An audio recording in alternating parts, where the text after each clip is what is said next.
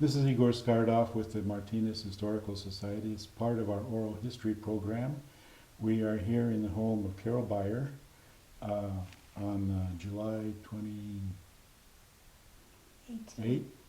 18th, 2014. And thank you for having us here, Carol. Why don't we start someplace maybe in the middle. Talk about where you lived on Vine Hill Way in Martinez. Tell us a little bit what that was like and when that was. Well, we arrived in Martinez in the 50s. Mm-hmm. We were married in 1950 and spent the first year. My husband was in medical school at the time. And we spent the first year in Madison, Wisconsin, and then came to San Francisco City and County for internship. Mm-hmm. And I worked at the other part of the city at UC San Francisco in a laboratory, the radiological laboratory. Mm. Interesting and lovely people. And then we went to the mountains, to Quincy in Plumas County. Mm-hmm. And John liked it up there, and he thought, that's where I want to live for forever and ever. Mm-hmm. And he wanted a little more training before the snows came in and Quincy Yeah. blocked the highways. Uh-huh. And so he looked around for a residency and heard a very good one in Martinez. Mm-hmm. So we came to Martinez. Well, while I was in Quincy, I had my first public school teaching job in a junior high in Quincy. And then when John came to his residency at City and County Hospital, it's new now, you can see it from our... Mm-hmm. Yeah, I can see it out the window there. Yeah. I got a job at Alhambra High school? High School. Uh-huh. And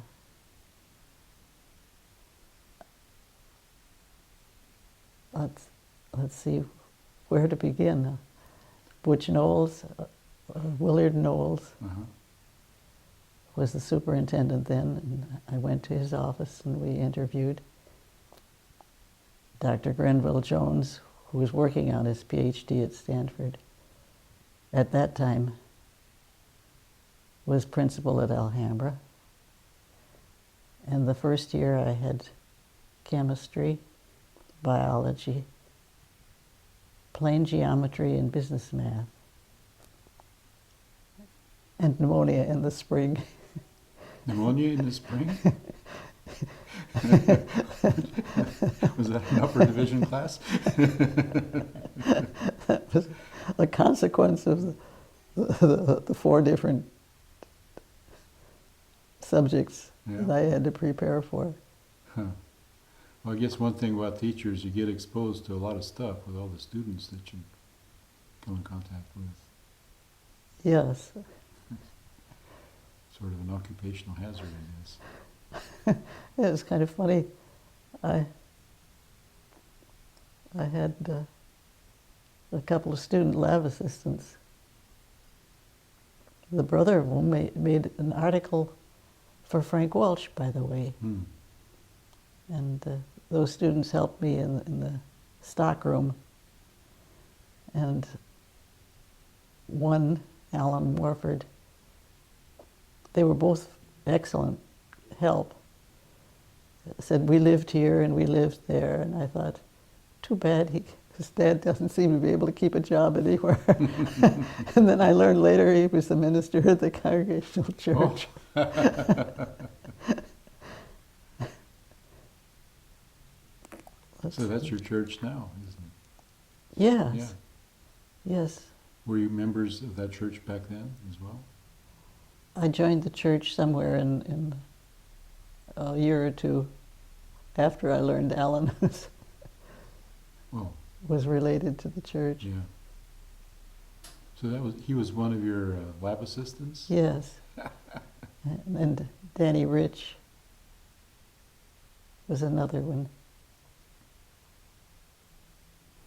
So what was it like teaching at Alhambra? It was great. Yeah? Alhambra was on E Street. And Alhambra Avenue hadn't been widened then. There were these lovely old walnut trees, black walnuts. Mm-hmm. And the kids, a lot of them lived out of town and rode their horses in. Mm. They didn't ride them in and keep them there for the day. They just rode them for pleasure. Mm.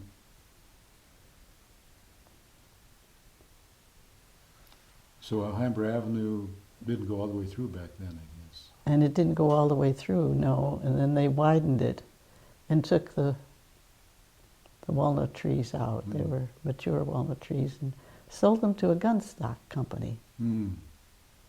Yeah, I guess that's excellent wood in walnut. Yes. Yes, even in those days, a good walnut tree would net a landowner $400 to $700, something right? like that. Wow. And there was some kind of a story about you riding your bike out there? Yes, Pleasant Hill Road didn't go the same way that it does now. Mm-hmm. Now it goes past toward John Sweat, from John Muir's house Mm-hmm. through to John Sweat School was forest and grassland, Mm-hmm. and then they made the Pleasant Hill Alhambra Avenue connect with Pleasant Hill Road.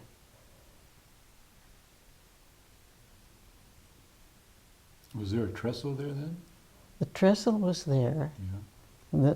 The new road went under the trestle, and I had a bicycle. By that time, we'd moved to a charming studio apartment on C Street, and I had this Raleigh bicycle, Mm-hmm. which I still have, You still do? and I think I was one of the first wheeled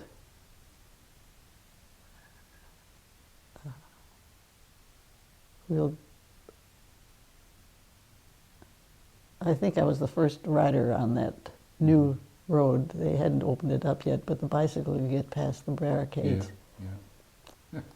and so you could ride out to the Sweat Ranch, Uh-huh. Out in Alhambra Valley. out Alhambra Valley Yeah. Road. Yeah.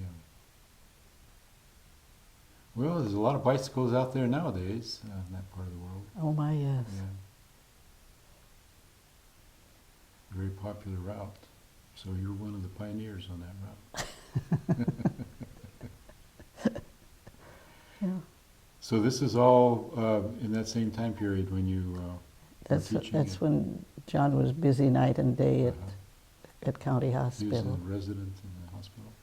Yes, Uh-huh. and he could walk from C Street right over to the hospital, and I could walk to Alhambra.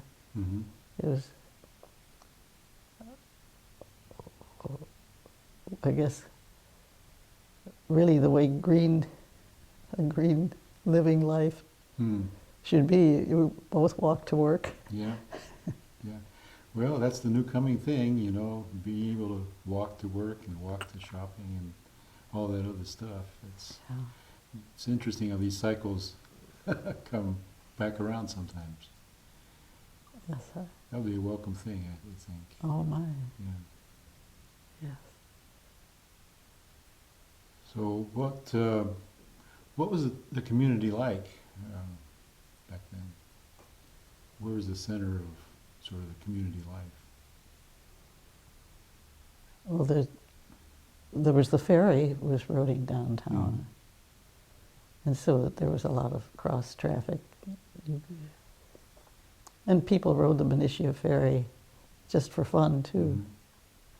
When visitors came to visit us, we'd take them down and ride the ferry to Benicia, take a half a loaf of bread, toss it out, and the seagulls would come flocking. I think we have a picture of John's mother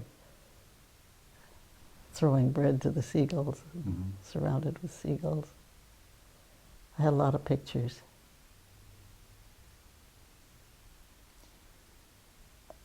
So where did your visitors come from, generally, to ride the ferry? John had a sister in San Francisco with her family. They visited. And people came from Wisconsin, because we'd been to the University of Wisconsin. Well, in a lot of ways you were retracing John Muir's path, weren't you? Yes, and we were really excited about that. Yeah. There were some tramps living in the Muir Manor at that time. And they weren't very tidy, and they didn't take care of things inside. And I can remember the meetings and George Miller helping to make it a National Historic Site. So you were involved in those? I went to some of the meetings.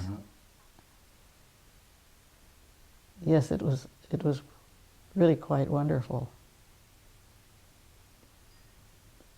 There's so much going. We were in Wisconsin, and John Muir had gone to the University of Wisconsin, and there was Muir Knoll there, and a ski jump. And then to come out. Then John had been a fighter pilot and had flown his plane over Muir Glacier in Alaska during the war. That was before I knew him. And then we came from Wisconsin to California, to the home where he lived. We traced his steps in 3 different significant places. The 3 being here.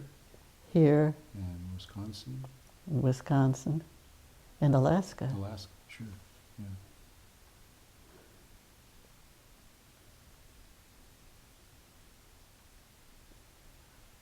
Okay, well, we're kind of moving backwards a little bit now, so this is okay. We started out in Martinez, and then we talked about coming here from Wisconsin.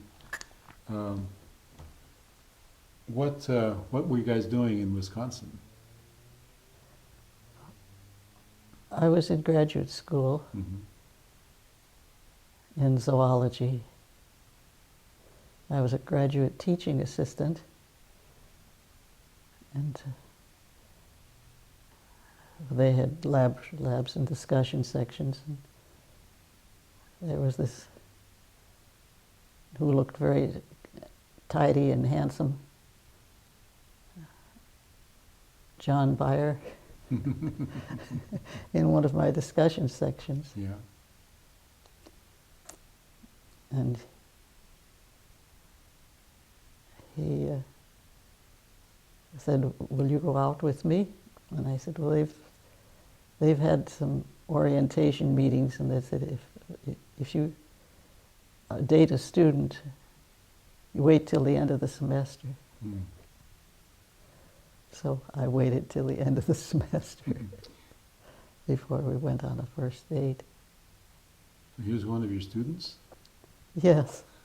They were, when I was at Wisconsin in 46, 47, 48, 49. I was there 5 years.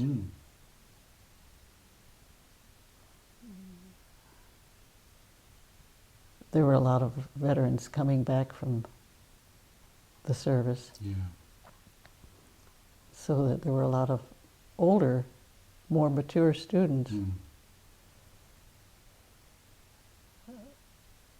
more motivated. Mm-hmm. The GI Bill was helping them. Yeah, yeah. And so John was one of those? Yes.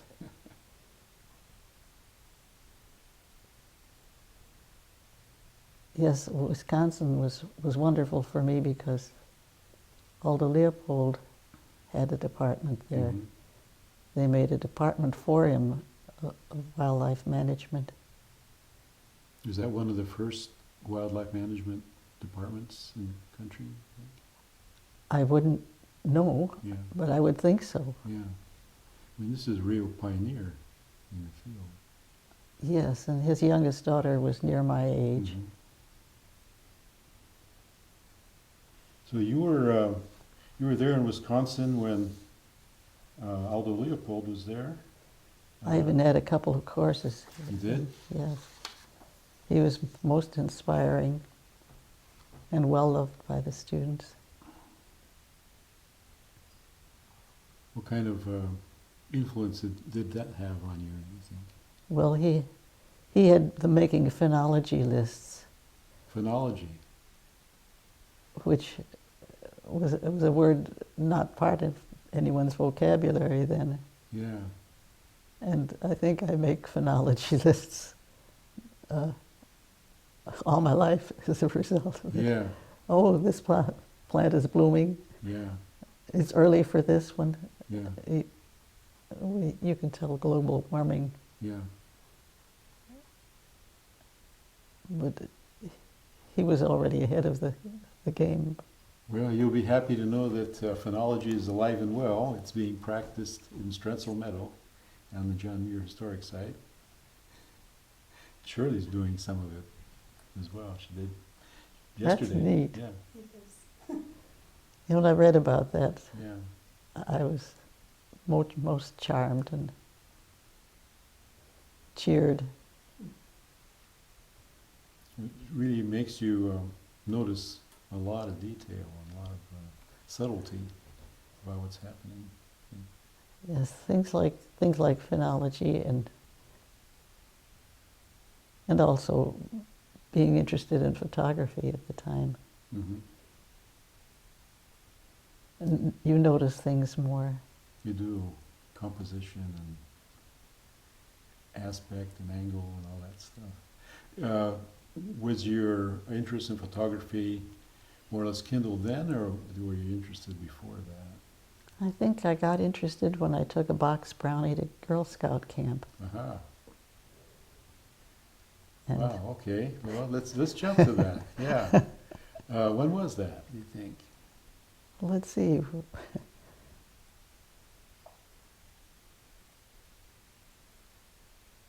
How old was I then?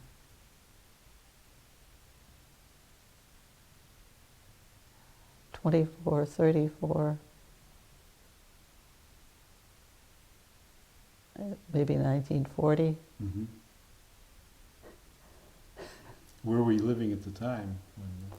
I was living in Chicago. Uh-huh. This is where you were living with your mother then?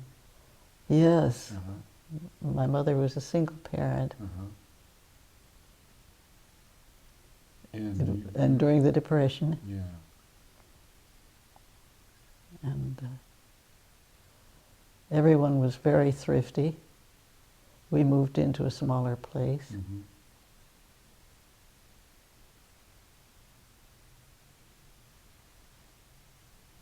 It never occurred to me that there was something odd about an aunt sleeping in the living room. Mm.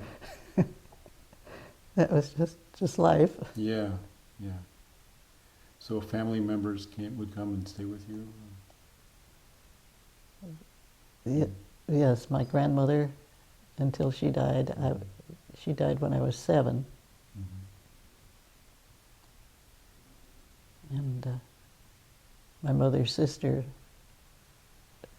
so that there were 3 women and me Mm-hmm. up until my grandmother's death, and then there were 2 women and me. Mm-hmm. And it was very hard on my mother's sister. She was in her 40s and had lost her job and couldn't get another one because they weren't hiring women in 40s. Mm.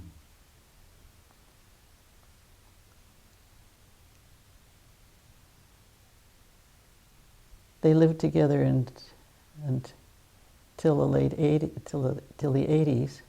Mm. And I realized my mother had a job, but the public schools, she taught high school biology. First botany, and then they changed. Mhm. They didn't have biology as a course until later. So this was in Chicago Public This Schools? was the Chicago Public School. Mhm. She taught there for 40 years. 40 years. And then she taught in a private Catholic school for several years. Your mother sounds like a very remarkable person. Yes. The more I think of what she did and how she did it, the more I am impressed with the stupendous way she picked herself up and dusted herself off Mhm. and kept going. Yeah. She was a sunny, cheerful kind of a person.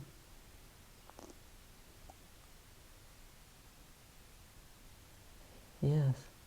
I remember you telling me about cleaning up after supper and singing together. Yes, she had a beautiful singing voice. She could have been a professional. Mm-hmm. And she was always generous with singing at places. Mm-hmm. And by the time I was 10, I was able to accompany her on the piano. Mm-hmm.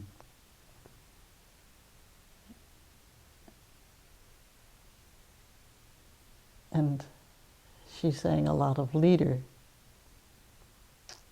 These are German songs, lieder? Yes, Yeah. lieder. Uh-huh. And they're a special kind of song where the piano part is just as inspiring as the voice part. Mm-hmm. It's not just oompa oompa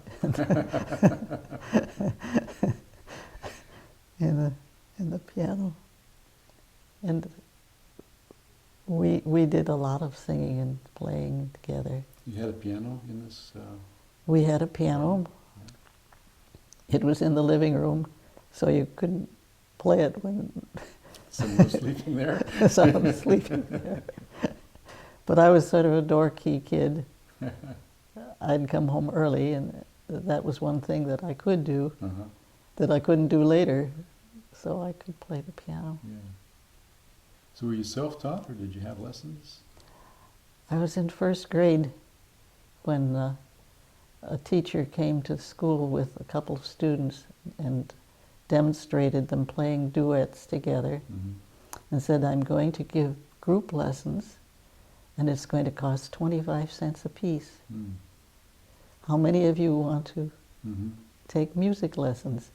Everybody's hand went up, Yeah, yeah, but mine too. yeah. And actually, two of us, Mary Alice Malcolmson and I, Mary Alice Malcolmson. I brought wonder our where she's quarters and- now, yeah.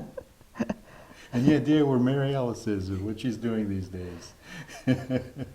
well, she's probably 90 years old too. I can't imagine her anything but a first grader. Yeah. So you and Mary Alice took lessons from this teacher? From Mrs. Pador Mrs. Palmer? for a number of years. Uh-huh. And I could walk to her house. Mm-hmm.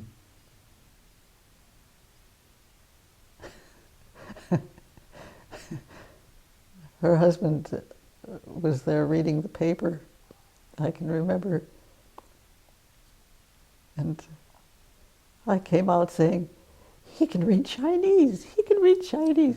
It was Hebrew, Oh, yeah, but I didn't know the difference. yeah, well, yeah. The neighborhood had Hebrew writings on some. It was Greek and Irish and Hebrew. Mm-hmm. Just for orientation, do you recall which part of Chicago this was, or geographically? Oh yes, it was out the Lake Street L, Uh-huh.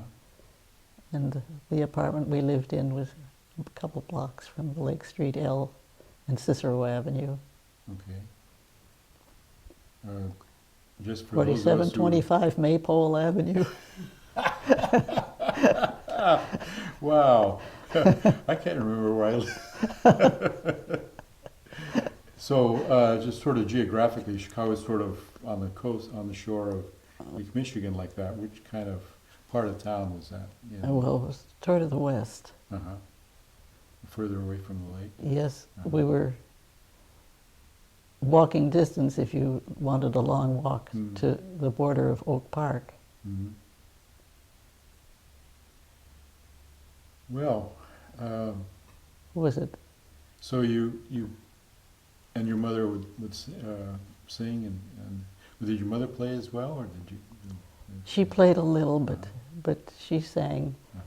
She and her two brothers and two sisters had the bar quartet, of which grandfather was reported to be very proud. Yeah, bar quartet.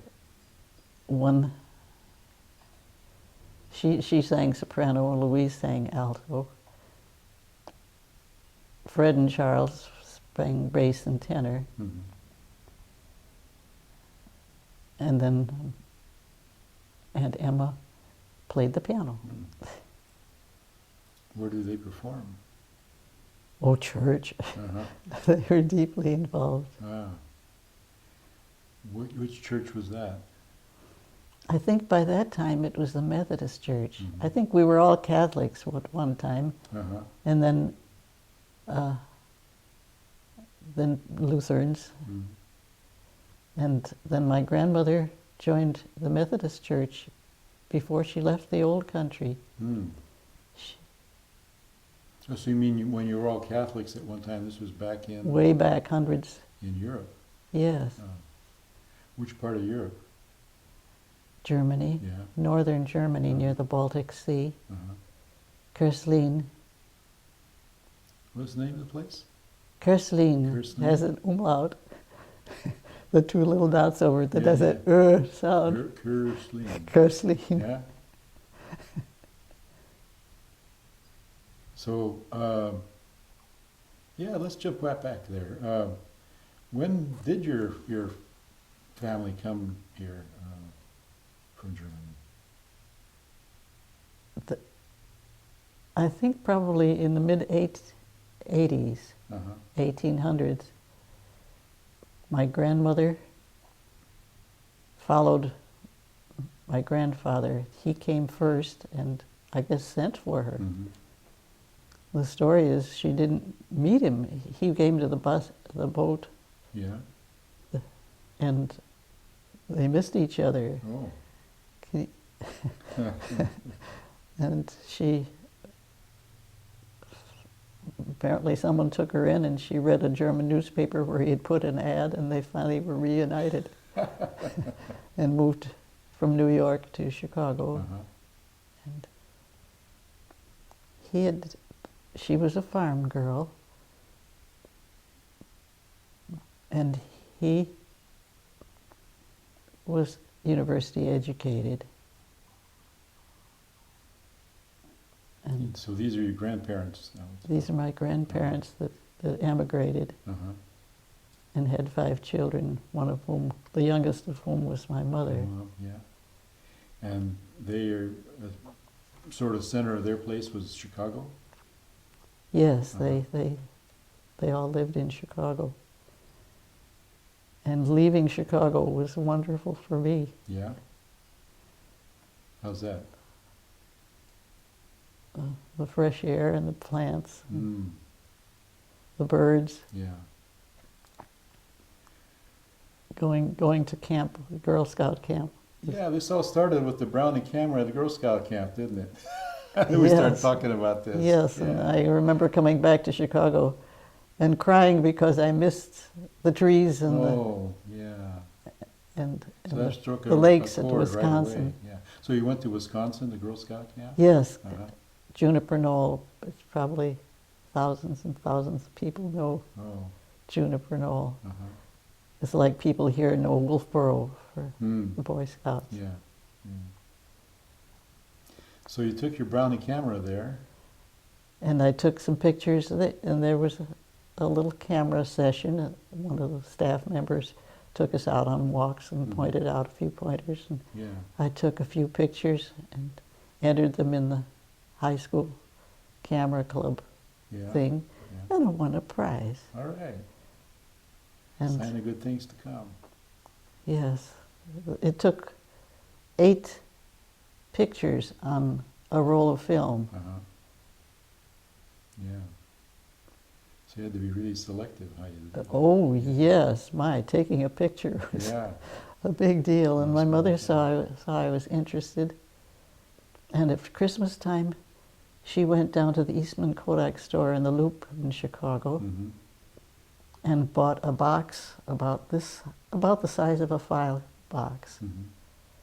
and it had a printing frame, it had a red light, it had Oh. yeah. Darkrooms. Little white enamel trays Mhm. with blue edges. Yeah.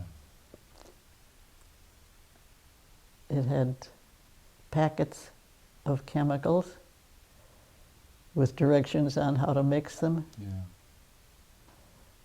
And it was still depression thinking. I thought, if she has spent, I knew it was $19 to buy this box. Mm-hmm. I thought, I've got to keep doing it so that it makes it worth it Yeah. for yeah. her. Yeah. And the high school camera club had a really neat instructor, a young woman, and I took pictures for the yearbook, and I entered a Girl Scout photography contest, a national one, and won second prize. Wow. Yeah. So this was again in Chicago, and you were in high school then? Yes, I was in high Uh-huh. school then. Were you able? Did the photography club have a dark room, or did you have to do this in the I did bathroom? this at night. Yeah.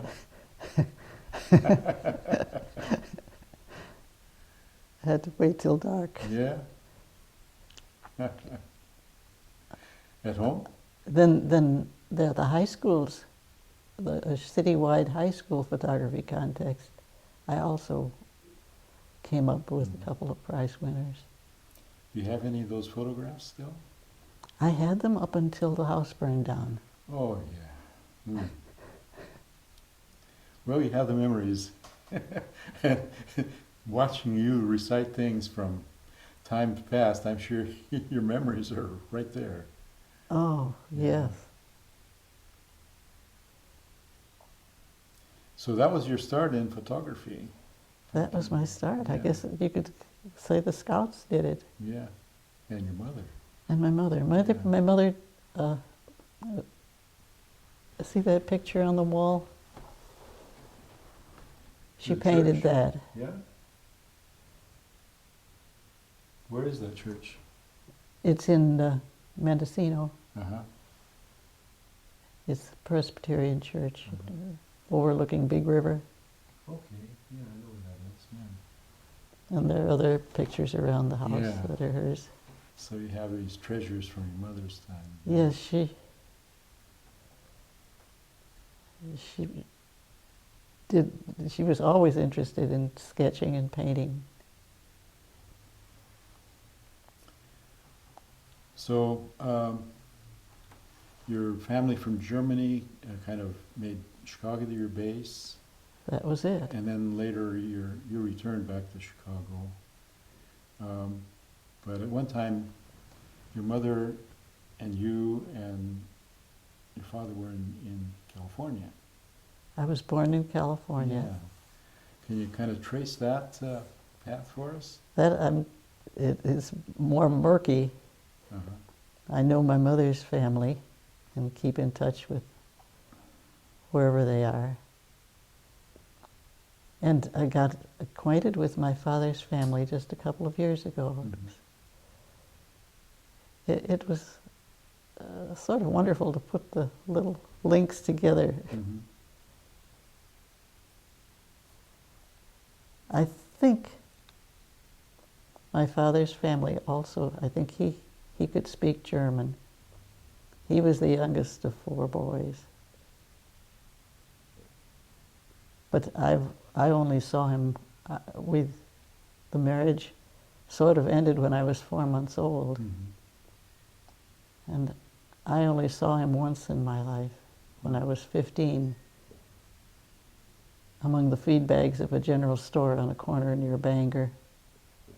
We had driven from Chicago, and Mother had talked to some of the neighbors that she had known when she'd lived there. And I guess they arranged that my father's name was Edwin, or they called him E.R., was there. And my mother never went into the store, but I had maybe 15, 20 minutes of conversation with him. I can't quite imagine what that felt like. Well, it's taken years to process. Yeah. What about that? How did that happen? I'm still piecing it together. Well, can you I tell have a us the half story? brother. He married again. And Did you were able to piece together how your mother and father met? she had been engaged to a fellow in Chicago for 7 years during the war. And when he got back, he was changed by the war. And that broke up after. They even had their apartment. But I guess she may have met Edwin. Then she came to California.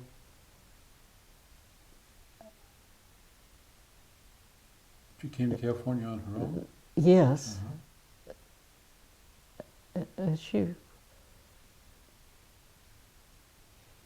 She was the only one of her siblings that graduated from college. She worked her way through the University of Chicago, and she had had some wonderful experiences with field trips with the University of Chicago botanists. And then she was of an adventurous spirit and went to graduate school at UC Berkeley and they met there. So that was the mechanism for bringing her to California, I guess. Yes, at the end of her long engagement. And she met E.R. And I think he was a gifted letter writer. Well, I think you got that from your dad. Your letters are always very elegant.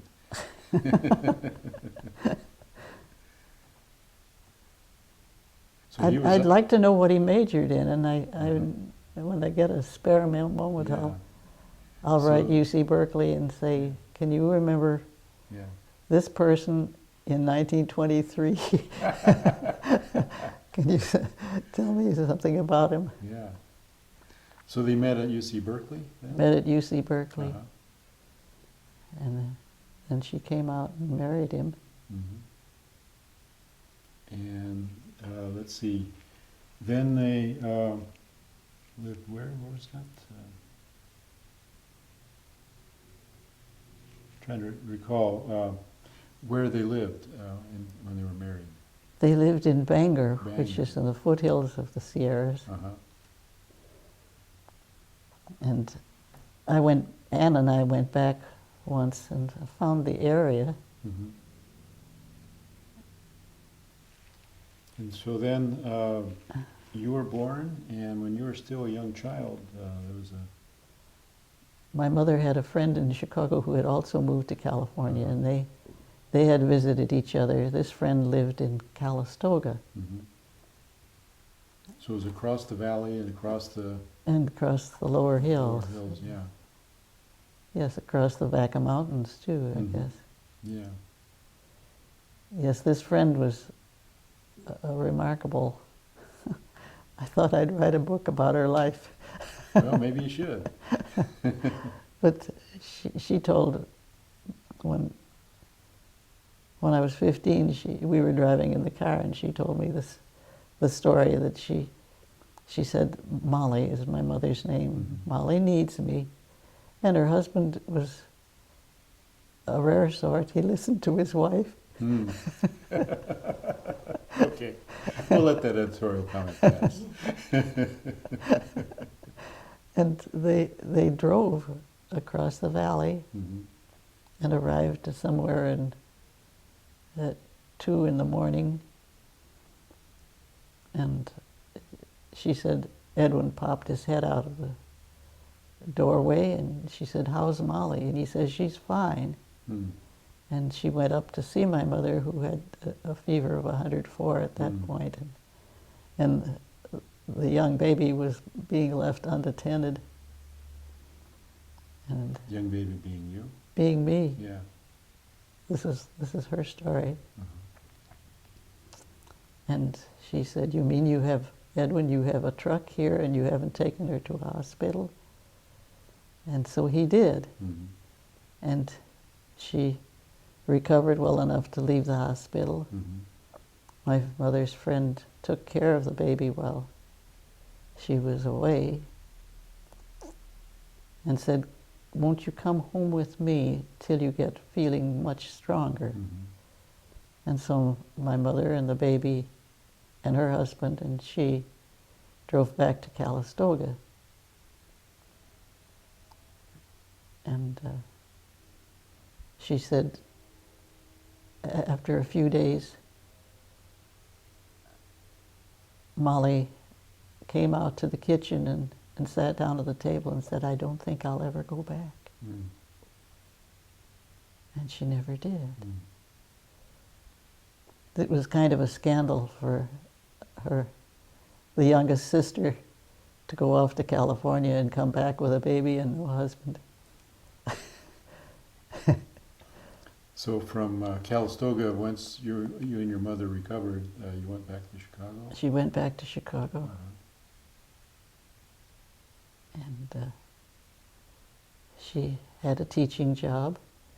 She was a very good teacher, an inspiring teacher. And she loved it.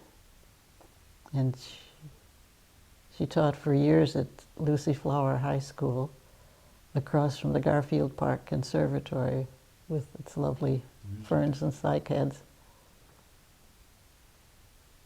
Ferns and cycads, for those of us who are not botanists, can you tell us what those are? Oh, they're more primitive plants, Yeah. but they grow in a moist, warm atmosphere. And she would take me over, and we'd walk through the arbor, the conservatory. Mm-hmm. And there were, mosses and trickling little streamlets and the good scent of growing things. Mm-hmm.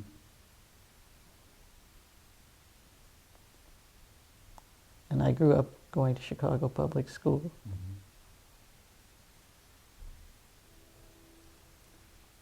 Okay, well, we've kind of jumped back and forth a little bit, but I think now we're kind of going a little bit more in a straightforward chronological way. We're in high school. Yeah. So, from high school you went to, you went to University of Wisconsin? From high school, one spring of '42, we were going to visit someone's beach cottage, had an invitation, and the lady got sick. And my mother sat down at the kitchen table and said, "We're all ready to go on a trip. Let's go visit colleges." Mm-hmm. And she said, "There's one in Appleton, Wisconsin called Lawrence." Mm-hmm. And so we headed to Lawrence and got on the wrong road Mm. and ended up at Ripon That's a town in Wisconsin? College, Oh. and stayed there the night. And then we came south we gave up on going to Lawrence. We came south to Madison and stayed one night in Madison. Mhm. And then my mother said, kind of offhandedly, "Oh, there's a college in Beloit, which is 50 miles south of Madison on the Illinois-Wisconsin border." And so we got there about noon. Mhm. The campus was deserted except for one man walking across the campus. Mhm. And it happened to be John Lang, the secretary for new students. Mm. He took us into lunch and showed us around the college. And it had you know how a place has good vibes? Mm. And it had a swimming pool This too. place, yeah. And I got the last room in the dorm, Mhm. the last one available, Mm. and signed up. And I went to Beloit College 4 years and lived happily ever after. I had a wonderful experience Yeah, in it college. sounds like you did. What was it about this particular college that resonated so much with you? Well, the biology department was so wonderful, and Okay, let's. we named our first daughter after Mrs. Welty, Uh-huh. Mary Susan. Mrs. Welty's name was Susan. And we named our first and only son, Carl, after Dr. Welty. And Dr. Welty was.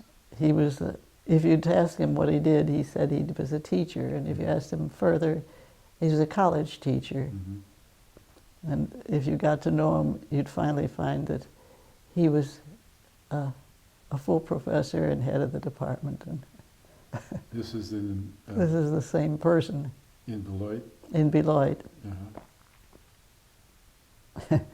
And Carl didn't like his name when he was 6. He wanted us to call him by his middle name. And we went to visit the Weltys, Mhm. and Dr. Welty appeared with a hank of rope and a board, said, "Which tree should we hang the swing on?" Mhm. And 6-year-old Carl said, "Call me Carl."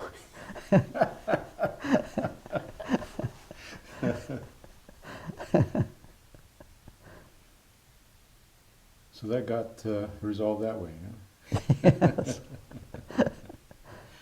So when you were in Beloit College, you worked there at the biology department, and you'd met. One of your good memories is of Professor Welty. Yes. Yeah. And your family and his family stayed in touch for 40 years 40 years. more. Yeah. And then you named your children with the Welty's names embedded Right. in them as well.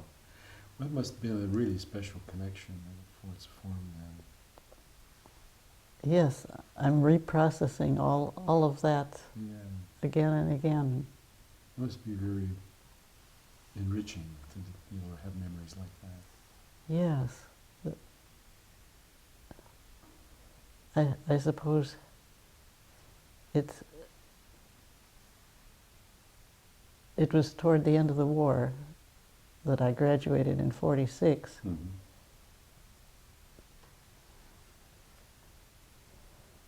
And the Quakers were working in war-torn places, and Mm-hmm. Carl Welty spent a year in Koblenz. And in Poland? Koblenz, where the Rhine and the Mosel rivers connect. Mm-hmm. It was in the French zone, and it had been. His letters, Susan. They accepted him, but didn't accept Susan. She taught school Mm-hmm. at Washington, Pullman, Washington. I guess that's Washington State. Mm-hmm. Yes.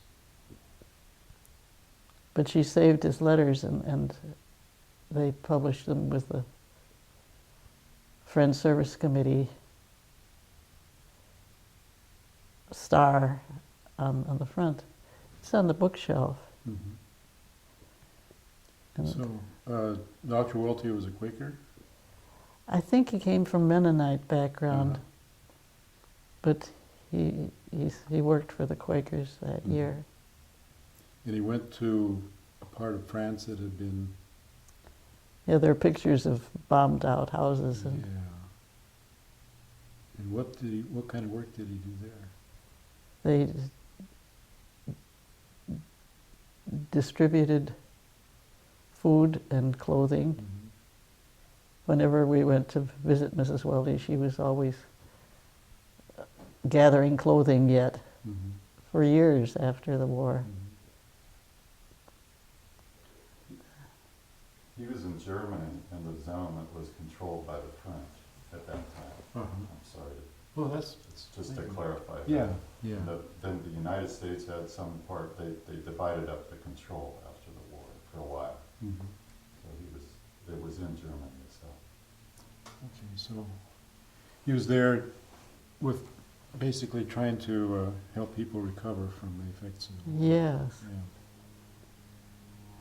Later, how many years later? 50 years later? They had a celebration of the Quaker work and invited, by that time Carl had died, Mm. Carl Welty had died, but Mrs. Welty was in her 90s, and I rode, they put out the red carpet for her, Mhm. and I sort of was along to smooth things over. Uh-huh. So you went there with Mrs. Welty? Yes, Yeah. and the mayor was a little boy at that time, and Mhm. when he had been there, and he said, I'd have starved to death if it hadn't been for the Quakers. Mhm. It was a week long or two celebration Wow. with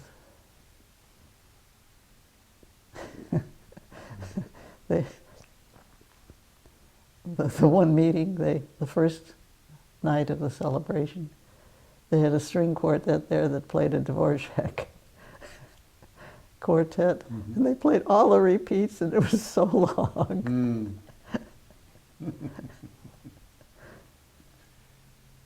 Well, yeah. They probably just wanted to continue. They just didn't want to stop, I guess. Yeah. I was just talking about a quartet, a short story in the Atlantic Monthly that I wish they'd repeat, called The Everlasting Quartet. Mhm. Was that a quartet that just went around and on and on? On and on and on. Yeah. They were found later, they'd all died, but they were still in position playing airy pizzicatos in heaven.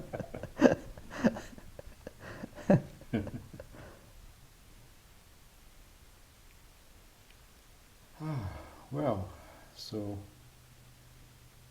we've kind of worked our way through to Beloit College, and your connection with the Welty family. Yeah. And where do we go from here? Well, the University of Wisconsin, Mm-hmm. That was for graduate work then, I guess? yes, Uh, and then to California, well, back home. here for me. once again, back to California. How did that happen? That was an internship for my husband. Well, that's right, sure. So you met your husband at Wisconsin, Right. and we're married in Beloit. Oh, uh-huh. And then came to California. He was an intern in the hospital, and you taught in Alhambra High School. Not quite yet. Not yet. He was interning at San Francisco City and County, Mm-hmm. and I was working at UC San Francisco Mhm. on the other side of the city. And then he went on a preceptorship to Quincy. And planning to return to Quincy, Mhm. and fell in love with Martinez, which had a good residency program. Mhm. And that's where I taught school at That's Alhambra. right, okay. And that's where you rode your bicycle past the barricades and all that other rebellious stuff, huh? Yes, yes. We could go visit Frank Sweat and Peg right? Plummer. Yeah. So your connection, your affinity for nature goes back a long way. Oh my, yes. And you were talking about how when you came back to Chicago from Girl Scout camp, how sad you were to leave behind all the nature that you Oh, my, experienced there. Brick. So you came here and resumed or continued your connection with nature as well. Oh yes. So while you were at Alhambra and teaching, was it plain geometry and chemistry and Biology. biology?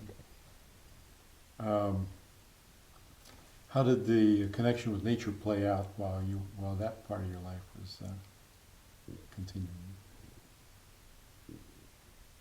Let me think.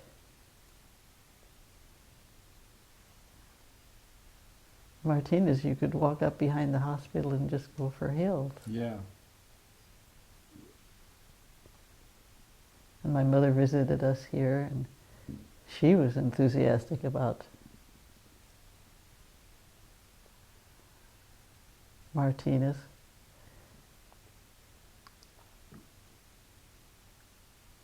And we thought we might have to go back to Wisconsin to look after John's mother. His father died suddenly. Mm. And we thought, let's just have a little place in Martinez so that we could come back to it. Mm-hmm. And the place we got to choose was in the Grayson watershed, Grayson Creek watershed, Mm-hmm. off Vine Hill Way, the Ireland Ranch, which was being divided. Mm-hmm. We got to pick a place with a hogback and one house on it, Mm-hmm. and two spring creeks as boundaries. Mm. And those creeks ended up in the Hidden Lakes, Okay, yeah. and it was a kind of a heavenly place for rearing children.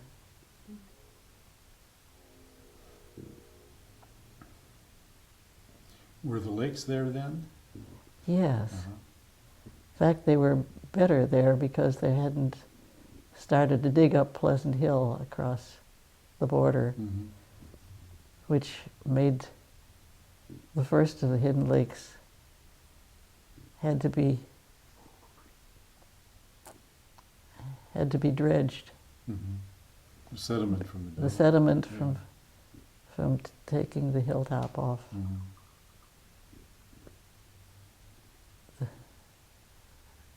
The sediment came down, scoured out the place where Mr. Runnings had cattle, Mm-hmm. and Mr. Runnings had to build a bridge for the cattle to get from one part of the pasture to the other. Just by the bulldozing Mm-hmm. blocks away and higher up on the watershed. Yeah. You, I'm sure, have maps of it. Well, we have maps of the area, not necessarily, I think, of the progression of what happened. But, so your love of nature and your observations of what was happening as a result of development and so on. Sounds Oh. like that was part of your Yeah. evolution in thinking about these things. Oh my, yes. So having observed these kinds of things, what kinds of activities did you start to get into? Oh, I joined the Sierra Club. Mhm. I went on elder hostels that had a lot of hiking.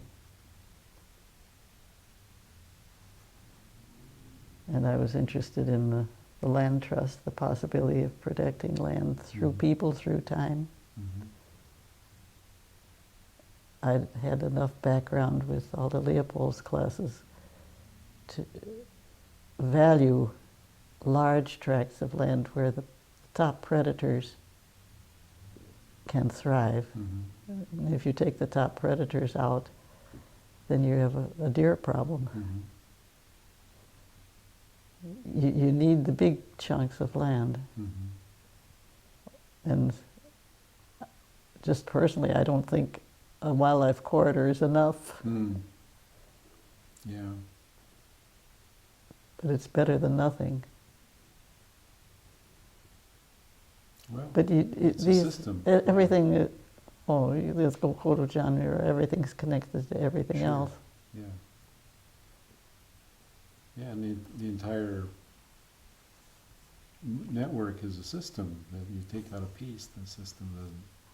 Yes, what I think I quoted in an independent study I did at DVC. DVC has a wonderful field trip Mhm. thing. They have what they call natural landscape interpretation, Mhm. and there's an inspired younger teacher there. I guess he's not as young anymore. Well, he's young to us. That sounds fascinating. I think I'd like to try to take that class. I think Herb Thurman took it. Yeah. Oh yes, I highly recommend it. Stuart Winchester was Mhm. the instructor, and there's so much that's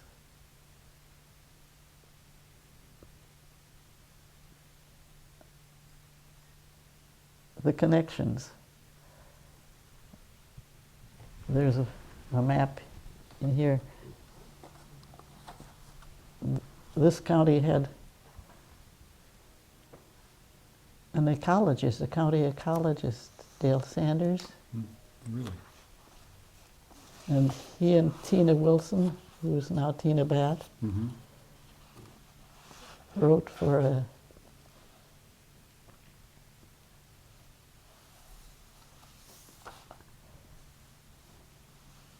We've got a wealth of maps in this report here. yes, and I haven't looked at it for a number of years now. Uh-huh. But this was funded by the World Wildlife Fund. Here's the The Briones Briones. bioregion. Uh-huh. Martinez And- is right here on the edge of it. Oh. Yes, and then somewhere in here was this pink thing, and I said, "What is that pink thing?" Well, that's the Franklin Canyon Golf Course. Mm. And there was talk for years of digging up really the Refugio and Rodeo Creek watersheds and putting in hundreds of houses. Mhm. And that inspired me to work with Friends of Franklin Canyon. And that was a small group. Mhm. I can see here the authors of this report was Tina Wilson, Dale Sanders, Carol Baier, Everett Turner, Yes, you Carl know.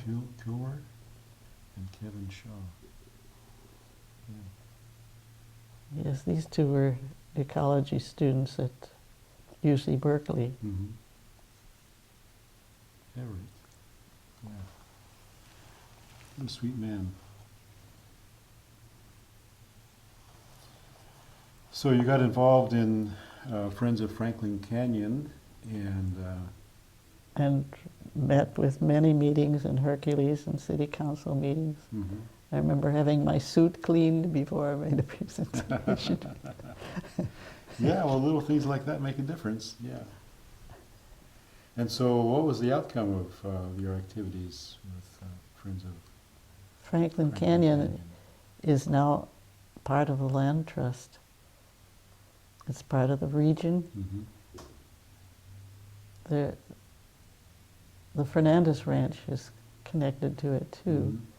so that it does the big chunk of land that the top predators like the eagles Yeah, and the cougars yeah. need to keep going. And then the Sky Ranch and those areas too? Yes, Yeah. they're all connected. There was something else I wanted to. Oh, it took 18 years to do this. This is not a sprint, this is a marathon, huh? But it's a lifetime achievement. It sure is, yeah. Well, it's a legacy. It's, you know, I don't know how to put it without sounding corny, but I think it's a precious legacy to leave that sort of a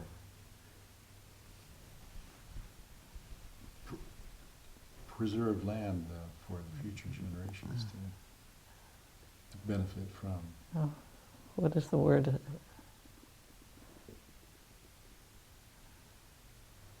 There was some saying about, I think it was quoting one of the great conservationists.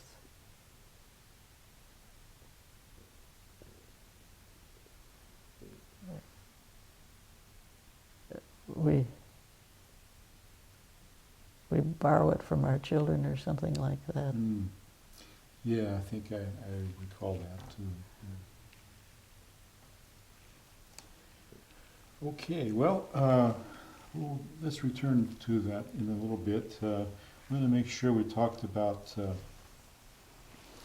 living at Vine Hill for 15 years and raising 30. 30 years. Okay, 15 acres. Yeah. Oh. So, and raising your children there and how remote it was and how surrounded by nature that was. It was quiet at night. Yeah.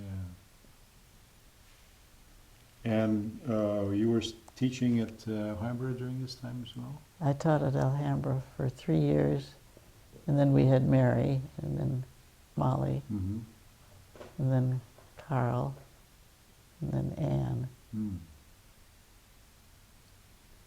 So you were busy with that, Yes, raising I children. substitute.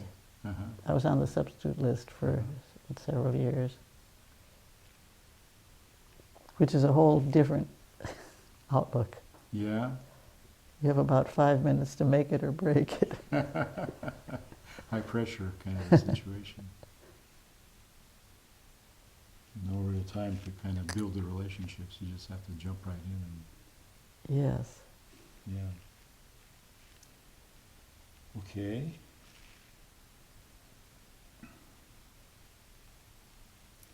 So that you lived in that house for a long time, and your children grew up living in that house, and then what happened? One morning in March, there was a sound in the kitchen. Just luckily, it was a cold night, and I had moved our bed to the living room, away from the coldest room in the house. Hmm. And so we were between the fire and our daughter Anne's. Hmm. And when the noise of something falling came in the kitchen area, John ran to the door and jerked it open and said, "Get out of the house, the kitchen's in flames." Hmm. And we woke Anne, and she picked two shoes from underneath her bed, belonging to different Hmm. pairs. And she ran to the a half mile away, Wow. and woke them up, and they called the fire department. Mhm. Was Anne the only child at home at the time? She was 17 at that Uh-huh. time. She was the only one at home. There was no ceiling that wasn't perforated by the fire. Mm.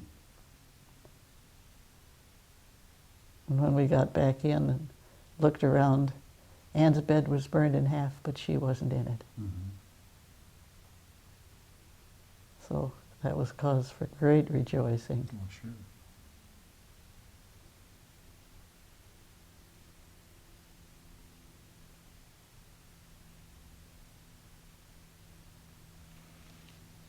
Well, no one was injured.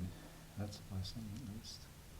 But so many of your photographs and other memorabilia probably damaged by the fire. Yeah, I lost a lot of things I didn't like, too. Well, there you go. Sometimes it's hard to get rid of those on your own, too. Huh? Yes. So, you had to start over again somehow or other. How did that happen? Well, after some months, in that same year, my mother was terminally ill. Hmm. I was going back and forth to Sun City. It was in Riverside County. Hmm. And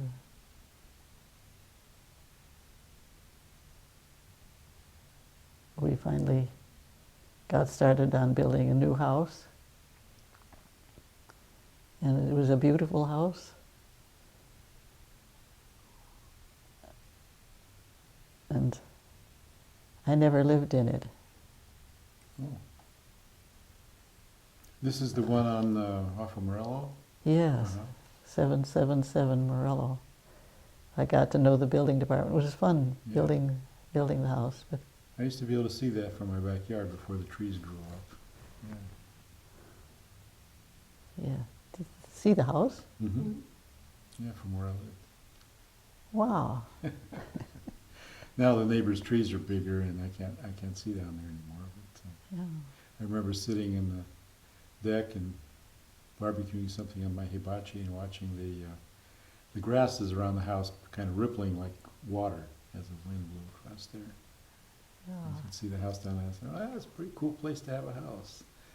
Yes, the weather was just right. Mm-hmm. I went to an architect and asked also about the direction of the sun, turning the house so that the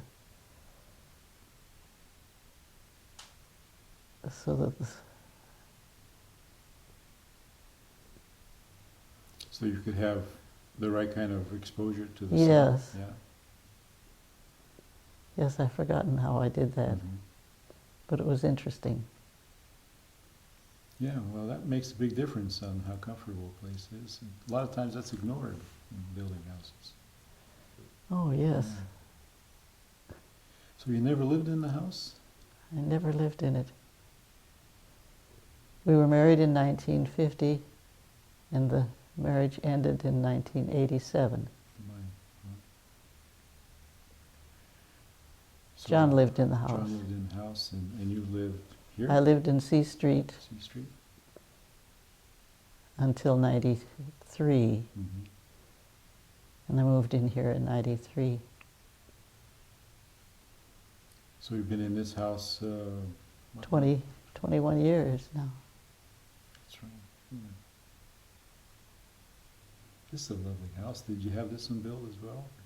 No, this was built in 50s. Uh-huh. It had one single owner.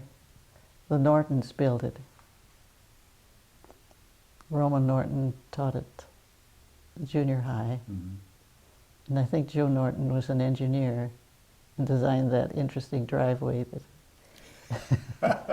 Yeah, I walked up that driveway.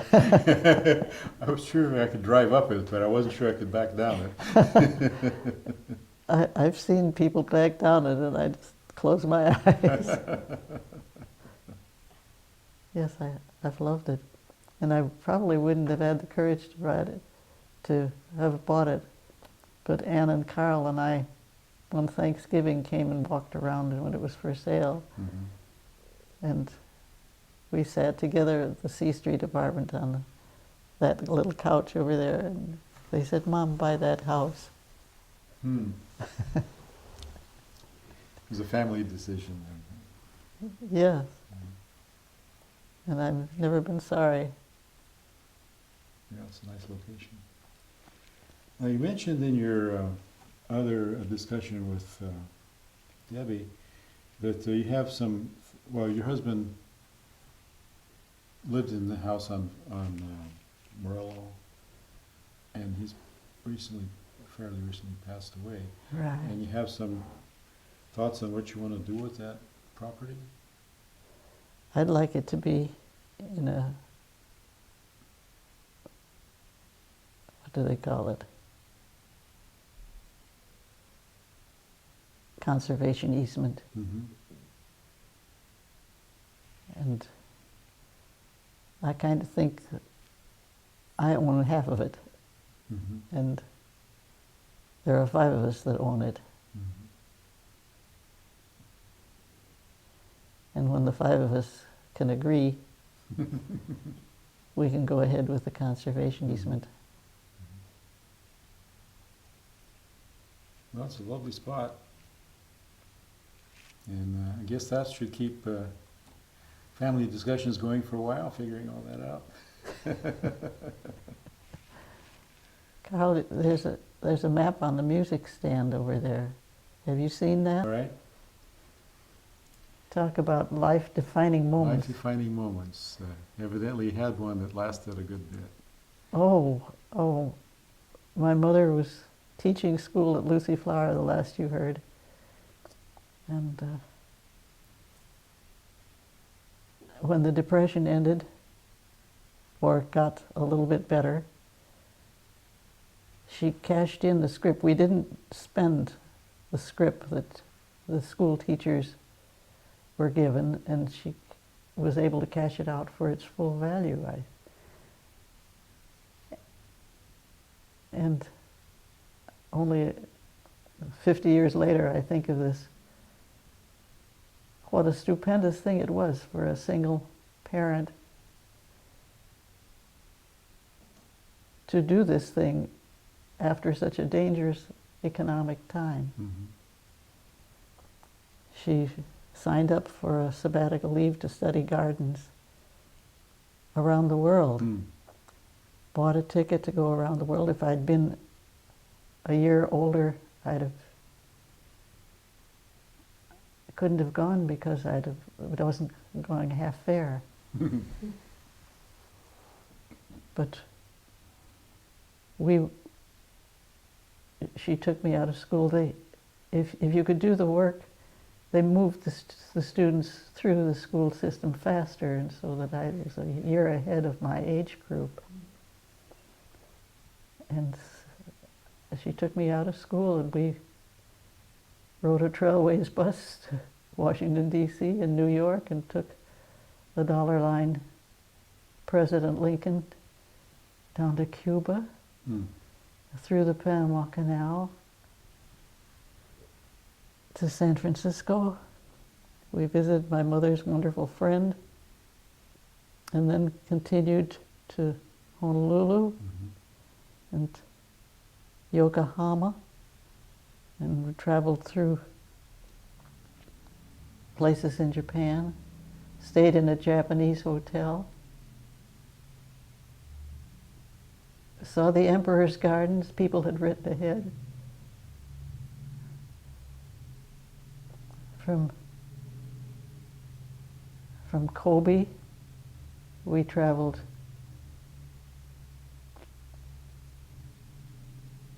to Tin-Sin, and then to what now is Beijing. It was Peking then. And in Cuba and in Beijing particularly, you could see that the the pet dogs were starving. Hmm. And it was shocking to a 10-year-old to have a woman with a very thin child come and beg in an agonized tone of voice. Hmm.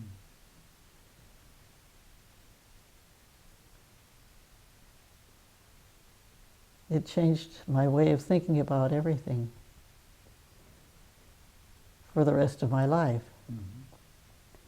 From Beijing, we went south, and we visited Suzhou briefly. My middle name was named for someone who taught in a school in Suzhou. We ended up in Hong Kong and had a high adventure missing a boat Hmm. and catching up with it in the Yangtze River. That would take an afternoon. And from there to Makassar, in that scrawny island on the map, Hmm. and then to Bali, which had been open to tourists only a few years, maybe 5 or 10 years. And that was a magical place. And Something special happened in Bali? I turned 11.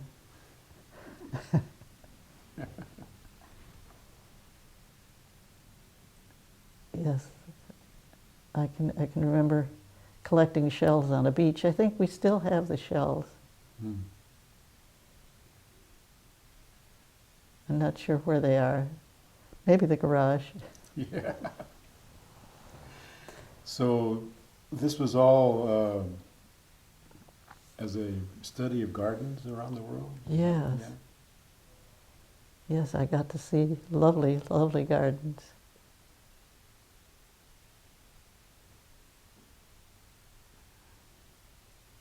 And from, was it Makassar, Makassar, we went to Bali, Bali? And then, and there we heard the most unearthly beautiful music. uh-huh. Music was gamelan, Mhm. just out of this world. And the ship touched, we kept getting different ships, getting off and getting on. Mhm. We traveled on a Dutch ship to Bali, and then I believe a Dutch ship to Singapore, and we stayed with some church people, and we visited up the peninsula from Singapore to one of my mother's former students.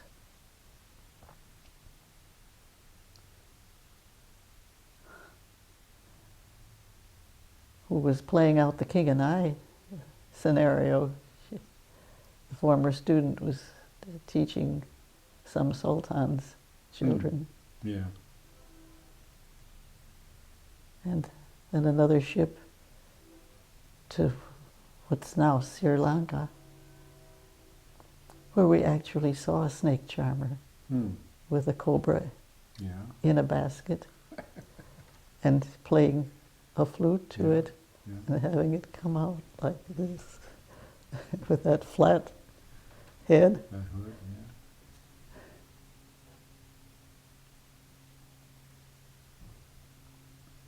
The ship touched at Bombay, where the heat was inescapable. Hmm. Just walking on the metal plates of the ship's deck was almost like walking on fire. Hmm.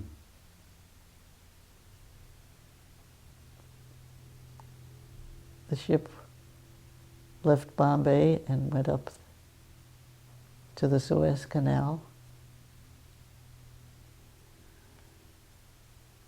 And we got off that ship at Suez and rode in a car all night long to Cairo. Mm. And there were people sleeping in the streets. We actually saw the pyramids. We saw the River Nile.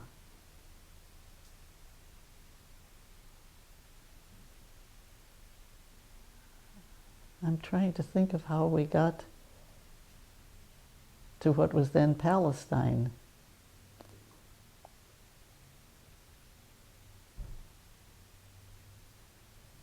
I have my mother's journals. Well, by whatever means you did get into Yes, Palestine. we walked the Via Dolorosa. Uh-huh. We saw the Garden of Gethsemane.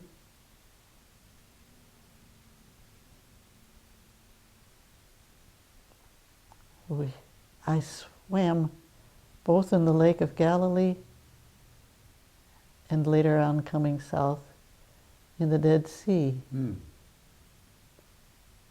which was really very salty and harsh. Yeah. You rode very high in the water there, I guess. Yes. Swam in the Dead Sea. Not many people can say that. And we rode on a camel near the pyramids. Sound like more than anybody could ever imagine as far as an adventure goes. And where did you go from there? We went to Naples Uh-huh. and took the train up Italy, where we visited Rome. Mm-hmm. My mother had gathered a whole lot of different rosaries, and there was an audience with many people with the Pope, Mm-hmm. and these were special things for our Catholic friends, Mm. to have a rosary blessed by the Pope. Yeah. We saw that great cathedral in Rome. St. Peter's? I'm trying to think of the name.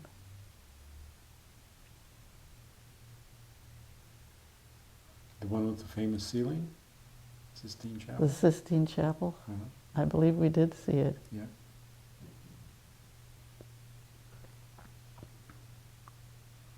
And then from Italy? Through a tunnel to Switzerland. Uh-huh. You know, Egypt was a desert country and hard to keep clean. Mm. And Naples looked clean compared to Egypt. Mm-hmm. And then when we got to Switzerland, that was spick and span and fresh, and Germany, the northern European countries were not quite so hard to keep clean in. Mm-hmm.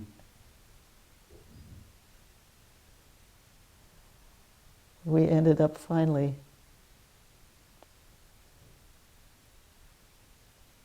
in Kreslin after Switzerland. Mm-hmm.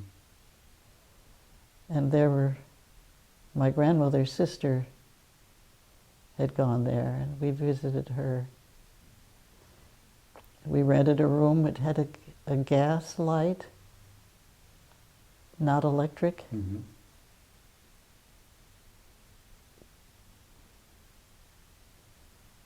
My mother found a piano teacher for me. I have 2 books on the piano Uh-huh. that she chose for me. They're the Chopin preludes and some small preludes from, it's a tattered green farther back. I see some Bach here. Yes, that's Chopin. it. Oh, I see, yeah. Those are from the music teacher in Kesslin. I'm almost afraid to use it because it's getting so Yeah. So this is the Bach, Bach, and the Chopin is behind it. and then, wow. You've So you got it. brought these back, and there's the Chopin. Yeah. Yeah. Okay, let's see if I can get it. It's a really odd angle. If you can hold it on this way a little bit more. Like that? Yeah, then you're going up a little bit. There we go. All right. So So these are preludes, these are not the interminable quartets. Those are solo instruments. So, We had Christmas in Germany Christmas and in Germany with your relatives? then with the relatives, and they had real candles on the tree. Uh-huh, yeah. Talk about fire hazard. Yeah, I remember that. We had those too in my family, yeah. Did you? It's a miracle we're still here, I guess. And then we took up a ship called the United States, a huge one, Mhm. back, and I saw the Statue of Liberty. Mhm.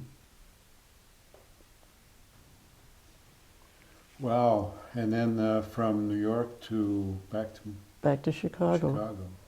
But I was a changed person. I can imagine. How would you describe how it all changed you?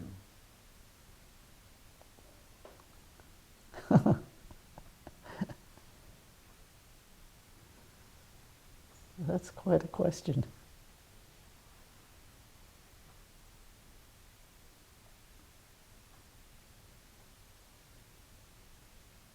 The wonder at the diversity Uh, and realizing that brick apartment building in Chicago was very elegant compared to lots of the ways people lived. mm.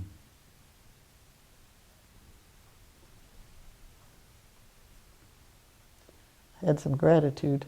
Yeah. Well, plus you had suddenly all this awareness of so many different things.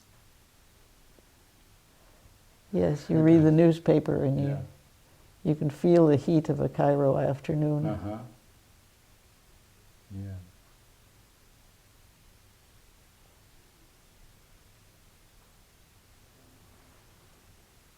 Yeah, I wish I could have known your mother.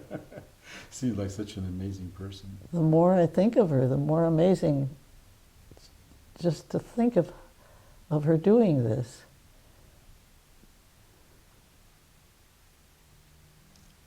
Well, I think she would have been proud what you've done with that. She loved her grandchildren. Yeah. She really had their best interests in her heart.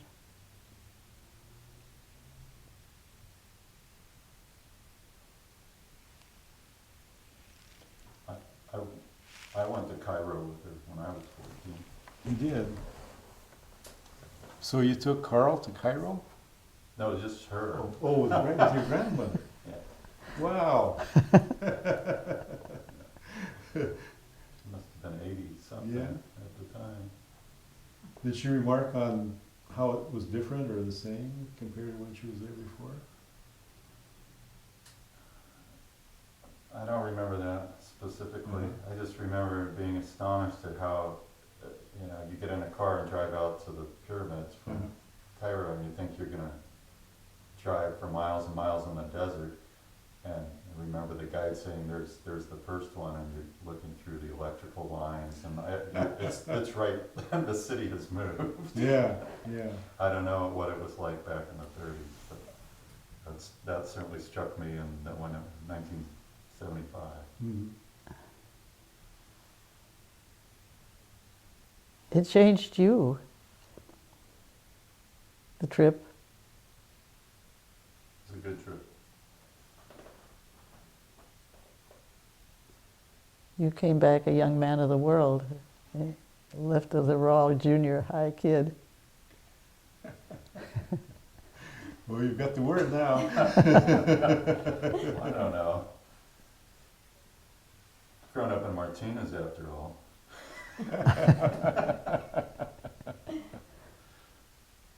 Anyway, this should, Mom, I think you're probably about to run out of energy. That's what I was We thinking. should let this be about you, not me.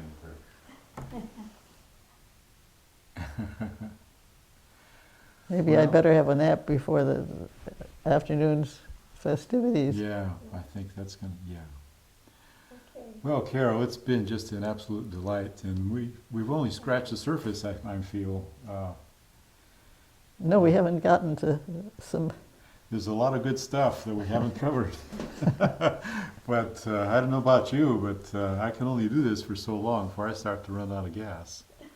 So, you know, let's just say this is enough for now, and we'll just wrap it up, and we'll just see what the future brings me. We might be able to come back and fill in the gaps or something another time. Would you feel at all that you might be able to do a little bit on the piano for us, or do you think that maybe a good bit I think maybe it's pushing it. Let's not push it. Yeah. I'll practice really hard. You don't have to practice for us. Yeah, well, I went on my backpacking trip with Tom Watrous. He said, for us old geezers, our secret is you want to stay hydrated and don't push it.